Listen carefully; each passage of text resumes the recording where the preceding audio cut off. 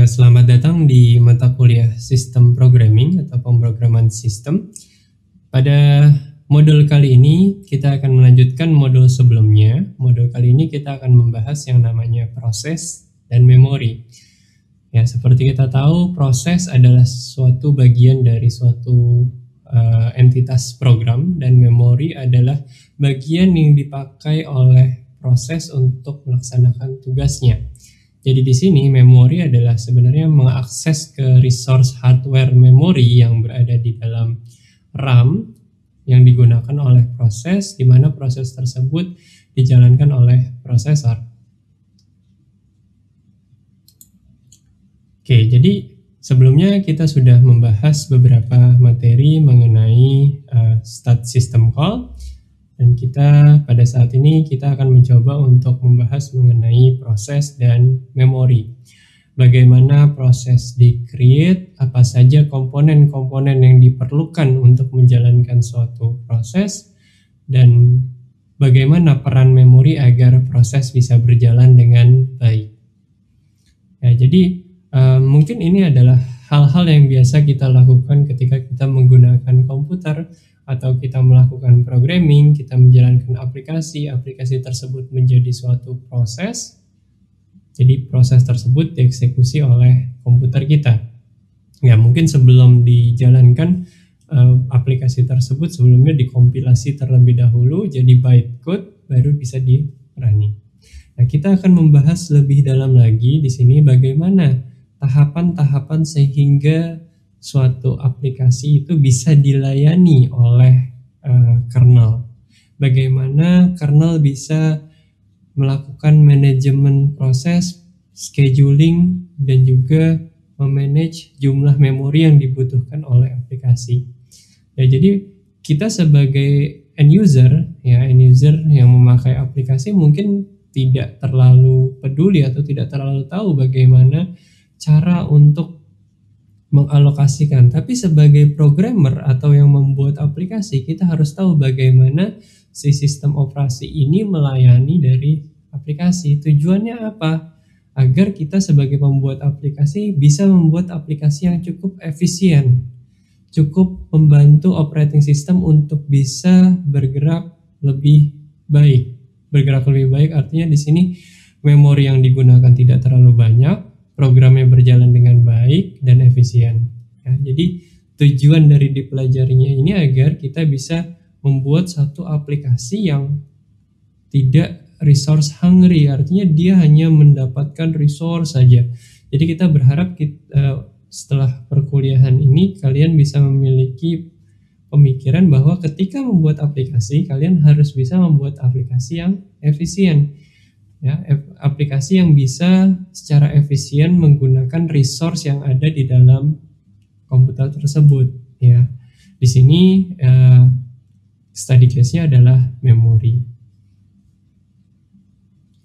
Oke, ya, di dalam suatu proses ya ada beberapa terminologi yang nanti kita akan bahas. Ya, ada proses dan juga ada program. Seperti kita tahu bahwa suatu proses itu merupakan bagian dari program yang besar. Jadi program terdiri dari beberapa proses yang digabungkan satu sama lain, ya, sehingga membentuk fungsionalitas utuh. Ya, itu adalah program. Nanti kita akan juga lihat ada yang namanya proses ID dan parent proses ID. Ketika kita menjalankan suatu aplikasi, biasanya kita memiliki yang namanya parent proses, karena sebelum kita menjalankan proses pasti ada proses sebelumnya yang menjadi orang tuanya atau ancestornya. Ya, jadi paradigmanya di sini adalah ketika kita membuat atau membuka suatu aplikasi di terminal, otomatis terminal itu bisa menjadi parent prosesnya, ya. Karena sebelum program itu dijalankan atau proses itu dijalankan, ada proses sebelumnya yang dijalankan. Lalu berikutnya kita akan coba melihat bagaimana layout dari suatu proses dalam penggunaan memori. Jadi secara garis besar kita akan melihat apa saja yang layout dari suatu proses sehingga resource memori bisa dipakai oleh proses tersebut untuk menjalankan kebutuhannya. Lalu kita akan bahas juga di sini yang namanya virtual memory management.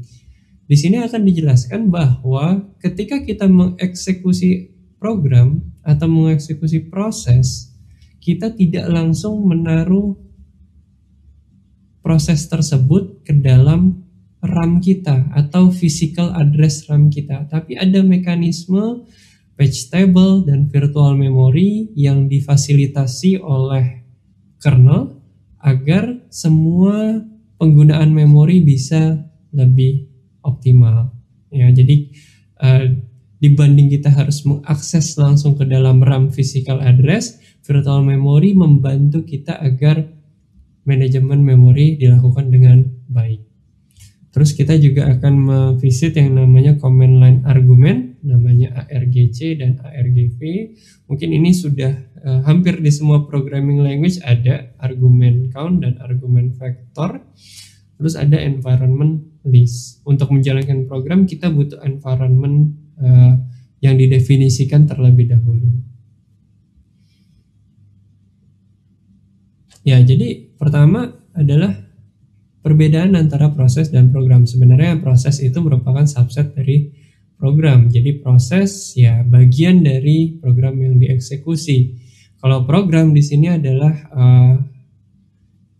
beberapa proses digabungkan sehingga memiliki fungsionalitas tertentu. Ya misalnya program word processor. Ya di situ ada proses untuk ambil file, ada proses untuk save file, ada proses untuk edit file, ya jadi macam-macam proses di sana.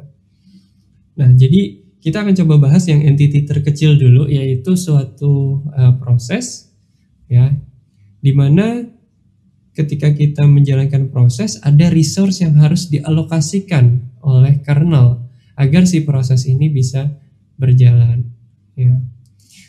Paling mudahnya kalian bisa lihat di task manager kalian atau lihat di top ya, kalau kalian pakai Linux atau pakai macOS kalian bisa lihat proses yang sedang berjalan di sana. Jadi kalau kita lihat sekilas ya, misalnya kita buat top. Ya, kita akan lihat di sini adalah jenis proses yang sedang berjalan di komputer yang saya pakai. Ya, proses-proses ini punya PID di sini ya. Punya PID, utilisasi prosesornya dilihat berapa, terus memorinya juga berapa yang dipakai. Oke, nah kalau kita lihat memang proses itu ada ratusan bahkan ribuan proses di dalam satu komputer, ya makanya harus di-manage dengan baik. Oke, di sini ada beberapa yang mungkin kita bisa lihat ya di dalam sebuah program. Di dalam sebuah program ada beberapa yang bisa kita identifikasi. Misalnya assembler output ya a.out, terus ada common object file format, terus ada ELF executable and linkable format. Jadi yang bisa dieksekusi menjadi suatu program itu adalah sesuatu yang executable. Kalau di Windows kalian bisa lihat exe. Kalau di Linux ya yang sudah diubah modesnya menjadi executable itu baru bisa di execute ya, artinya dia memang diperuntukkan untuk dieksekusi ya, entah itu exe file atau executable file. Masing-masing OS punya cara yang berbeda-beda, tapi pada dasarnya tetap sama, yaitu executable file. Nah, jadi di sini di dalam suatu proses atau program ada beberapa terminologi. Di sini ada, nanti kita lihat ada layer data ya, terus ada layer tabelnya, terus ada shared libraries-nya, terus ada program entry point-nya. Jadi biasanya kalau kita mendefinisikan suatu program ada integer main. Nah, integer main itu adalah entry point terhadap satu program. Jadi dimulainya program tersebut mulai dari integer main. Oke, nah kita bisa tahu bahwa suatu proses sedang berjalan jika dia memiliki yang namanya proses ID. Proses ID ini merupakan satu identifier buat suatu proses ya. Jadi kalau kita lihat ada PID di sini dan dijalankan oleh sebuah user ya. Ini adalah PID yang memang inisialisasi agar kita bisa mendapatkan unique identity dari suatu proses. Proses tersebut bisa kita kill, ya, bisa kita create atau bisa kita kill juga. Kill itu dalam artian nanti kita akan belajar yang namanya kill itu sebenarnya kita mengirimkan sinyal, ya. Pada modul sebelumnya mungkin saya pernah membahas, ya, namanya kill, kita memberikan sinyal, yaitu sinyalnya nanti bisa sinyal untuk kematian, ya, untuk membunuh proses tersebut. Salah satunya itu. Ya, tapi di sini kita bisa lihat ada beberapa proses, ya. Kalau kita lihat, misalnya saya mencoba untuk menjalankan suatu proses, ya, vi ari.txt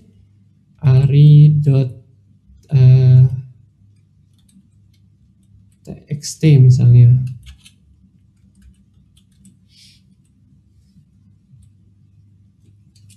Coba kita pakai nama lain. Nah, berikutnya saya akan coba buka jendela baru yang ingin melihat proses tersebut. Ya, saya buka di sini ps-ef. Ya, saya lihat. Misalnya, nah di sini ada program, ya, 1304305, ya. Di sini program tersebut berjalan dengan PID, ya, ini adalah PID-nya 1304305. Kalian bisa lihat di dalam folder proc, biasanya kita akan menemukan representasi dari proses ini dalam bentuk folder. Di situ informasi mengenai program ini sudah cukup banyak, ya. Misalnya kita masuk ke cd proc 1304305. Ya, kalau kita lihat di sini, kita lihat environment yang kita pakai misalnya. Ya, ini adalah environment yang saya pakai ketika menjalankan program VI tadi. Atau saya mau melihat di sini, sebentar.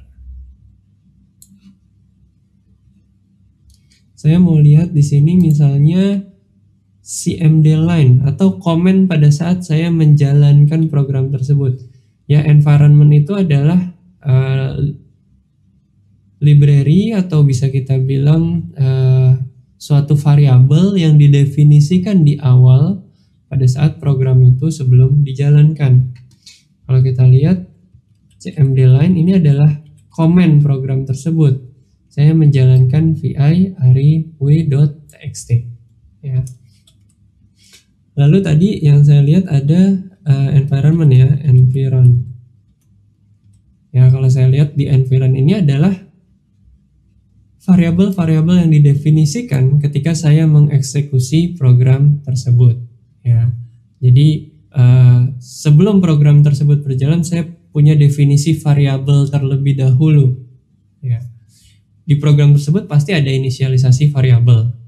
Tapi sebelum program tersebut berjalan, saya memiliki beberapa variabel-variabel di dalam operating system saya yang didefinisikan terlebih dahulu.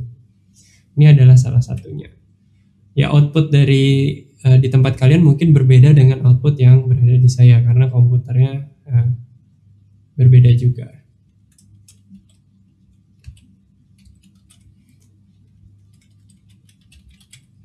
Ya, jadi ketika kita mengeksekusi program, kita punya yang namanya PID.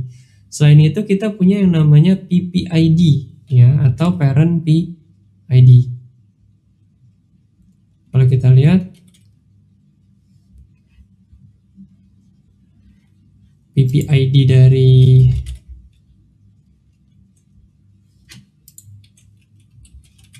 kalau kita lihat ps-ef grep. Nah, di sini PPID saya adalah 1190967. Nah, itu adalah parent saya. Parent suatu proses. Yang dimaksud parent suatu proses itu apa? Adalah proses yang sebelumnya sudah eksis di mana proses tersebut menjadi orang tuanya. Jadi dia sebelumnya memang sudah ada, terus dia menjadi orang tuanya. Bahkan terminal seperti ini pun bisa menjadi parentnya saya karena saya mengeksekusi program VI itu di atas terminal. Otomatis terminalnya atau sessionnya itu bisa menjadi parent PID dari proses saya. Oke, kita coba selidiki 1190967 ini siapa ya. PF grep 1190967. Oke, kita lihat bahwa 1190967 itu adalah bash ya. Masih ingat bash itu apa? Bash itu adalah salah satu shell yang digunakan oleh saya di komputer ini. Mungkin ada di tempat kalian ada yang pakai bash, ada yang pakai C shell, macam-macam. Tapi orang tuanya adalah bash. Ya. Karena tempat saya mengeksekusi program ini adalah di bash shell saya. Jadi itu adalah orang tuanya. Lah, bash ini punya orang tua lagi ternyata, ya. Coba kita lihat, bash ini orang tuanya siapa? PS min EF grep 1190965. Oke, di sini ternyata ancestor saya di sini adalah suatu script ya. Memang saya di sini memakai script. Jadi ketika saya mengetik apapun yang ada di dalam keyboard saya itu dicatat semua di script. Gitu. Jadi base-nya ini adalah suatu script. Tapi dia punya orang tua lagi di sana. Kita coba lihat lagi orang tuanya siapa. Ya.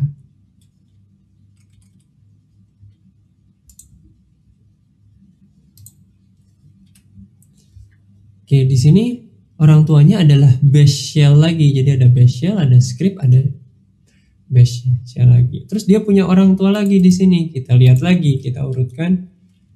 Grep.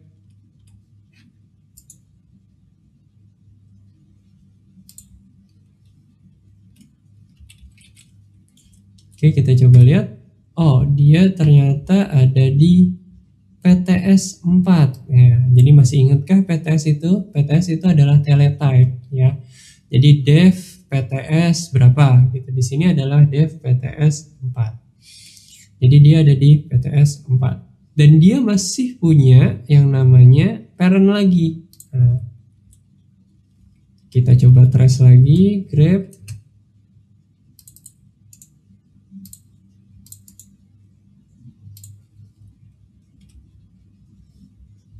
Oke, di sini dia parentnya adalah SSHD karena saya mengakses komputer ini lewat jalur SSH. Jadi orang tuanya VI ini atau bisa nenek moyangnya si VI ini adalah bash, terus naik lagi ternyata ada SSHD di sini. Selanjutnya kita mulai di sini. Oh, kok PID-nya udah mulai kecil nih. Kita lihat orang tuanya siapa di sini. 1359 itu siapa? Kita lihat. Oh, SSHD itu ya dia juga ada parent lagi yang namanya SSHD, USR bin SSHD. Terus ada anaknya SSHD juga. Tapi kita lihat di sini. Parent kita adalah parentnya SSHD itu adalah 1. Ya.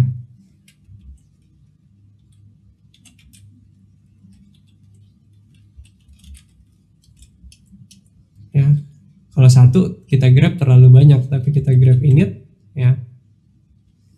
Nah, di sini kita lihat PID-nya adalah 1 yang merupakan PID untuk init. Jadi program pertama yang dieksekusi oleh operating system atau kernel ketika baru saja mulai itu adalah init. Jadi bisa dibilang ancestornya dari semua program itu adalah si init ini, yaitu 1 gitu. Jadi seluruh PID yang ada itu punya ancestor PID init ini. Jadi bisa tergambar ya bahwa setiap kali kita melakukan suatu proses atau menjalankan proses, kita sebenarnya memiliki orang tua dari proses itu. Nah, sekarang ada beberapa pertanyaan yang timbul. Kalau saya kill orang tuanya, bagaimana kondisi dari prosesnya?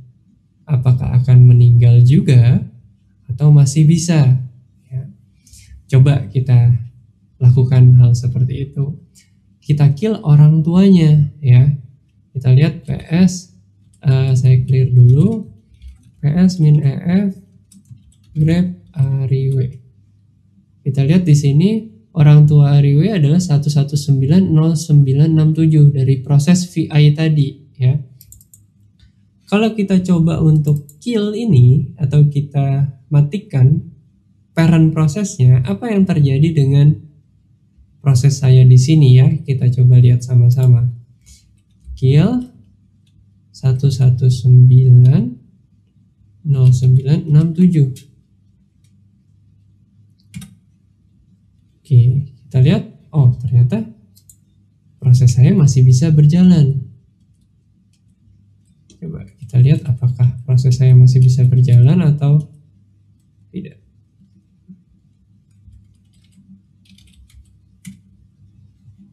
Ternyata belum mati. Coba saya pakai sudo ya. 1190996.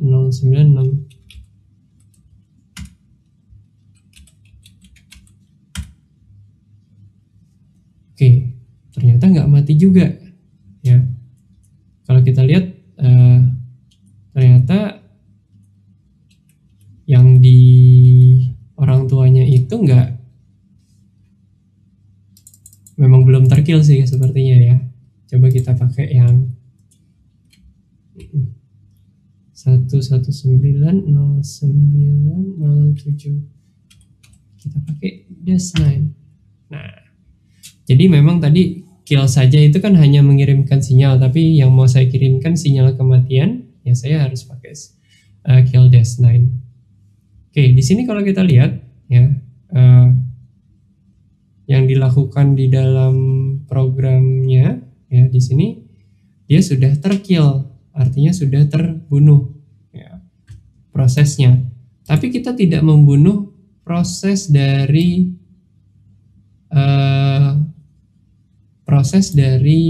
VI-nya. Yang kita bunuh adalah orang tuanya dari VI yang tadi ya. Karena ini kan PID proses VI-nya, tapi yang saya bunuh adalah orang tuanya. Jadi ketika orang tuanya di-kill, maka anak-anaknya juga akan mati. Ya, jadi prinsipnya seperti itu. Namun ada beberapa proses yang imun terhadap kill ya. Ada beberapa cara agar proses kita tetap bisa berjalan walaupun orang tuanya di-kill ya. Ada yang namanya no-hub ya. Nanti kita akan belajar itu lebih dalam lagi ya, ada pokok pembahasannya. Man no-hub ya, a command immune to hang up ya. Jadi dia ketika di send kill, orang tuanya meninggal tapi dia akan di-inherit ya. Inherit atau diadopsi ya. Jadi dia jadi anak angkat, jadi diadopsi, tapi kalau di sistem programming nggak ada anak angkat sih, langsung jadi anaknya siapa? Anaknya init ya. Oke, itu salah satu caranya. Bisa no-hub, terus prosesnya apa di sini? Misalnya ari.txt gitu. Oke, nanti kita bahas itu lebih lanjut. Tapi untuk sekarang kita coba lanjutkan materi ini dulu tentang proses. Oke, PID itu di limit sebesar 32.767. Di dalam platform 64 bit itu bisa lumayan besar ya, 2 sampai 2,22. Nah, di sini juga beberapa PID itu biasanya ketika kita punya menjalankan suatu program, maka PID-nya cukup besar ya, karena PID yang kecil dari 0 sampai 300 biasanya di reserve untuk proses-proses khusus kernel atau operating system. Ya, jadi PID yang cukup kecil tadi kan kita dari PID yang ratusan ribu ke tiba-tiba sampai ke PID yang ribuan. Ya. Dari yang ribuan tiba-tiba langsung jadi satu. Ya, artinya di sana udah mulai masuk ke parent proses di mana parent tersebut berurusan dengan kernel atau sistem operasi.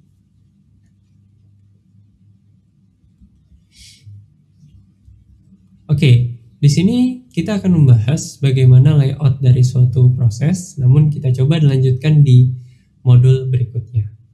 Oke, untuk modul ini sampai di sini dulu. Ya, terima kasih atas perhatian kalian.